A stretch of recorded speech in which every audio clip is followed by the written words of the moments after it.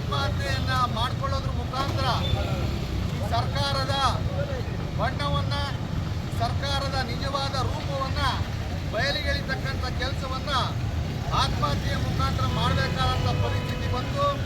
ಆ ಒಂದು ಆತ್ಮಹತ್ಯೆ ಶಾಂತಿ ಸಿಗಬೇಕು ಅಂತ ಹೇಳಿದ್ರೆ ಈ ಭ್ರಷ್ಟಾಚಾರದಲ್ಲಿ ಭಾಗಿಯಾಗಿರ್ತಕ್ಕಂಥ